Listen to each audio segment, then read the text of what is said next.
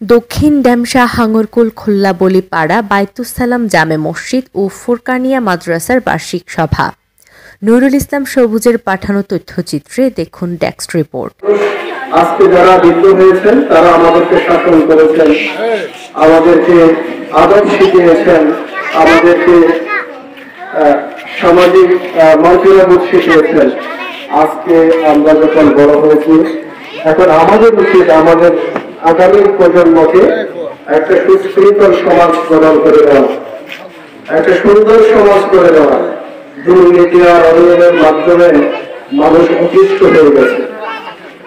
হয়তো বেশি দিন বেঁচে থাকবো না, যা কতদিন বেঁচে থাকবো আল্লাহ তাআলা আমার মধ্যে, আমার বিবেকের মধ্যে, আমার আখলাকের মধ্যে যে জিনিসগুলো দিয়েছেন, আমি আপনাদের মধ্যে সেটা দিয়ে দিতে চাই, জানিয়ে দিতে চাই।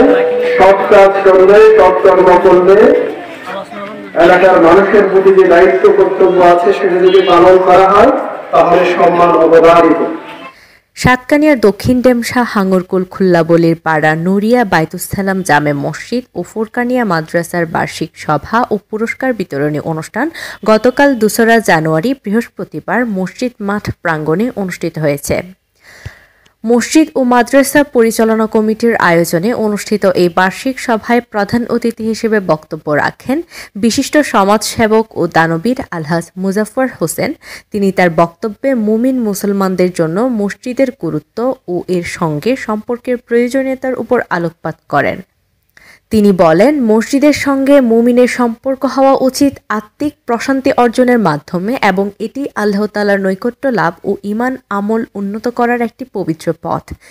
তিনি আরও বলেন, মসজিদের সঙ্গে সুসম্পর্ক গড়ে তোলা প্রত্যেক মুমিনের কর্তব্য। মসজিদকে জ্ঞান, আলো, হেদায়েত এবং সফলতার কেন্দ্র হিসেবে গ্রহণ করা উচিত।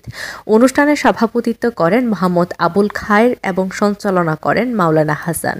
বিশেষ অতিথি হিসেবে উপস্থিত ছিলেন 8 নং ডেমশা ইউনিয়নের প্যানেল চেয়ারম্যান মোহাম্মদ আবু তাহের, মসজিদ পরিচালনা কমিটির সভাপতি ইউনুস ম্যানেজার এবং প্রবাসী ফরিদুল আলম। প্রধান ওয়াইজিন হিসেবে বক্তব্য রাখেন মাওলানা মাহমুদুল হক আনসারি, মাওলানা আহমদুল্লাহ সাইদি এবং মাওলানা নুমানুর রহমান নুরি। অনুষ্ঠানে আরও অতিথিবৃন্দ উপস্থিত ছিলেন।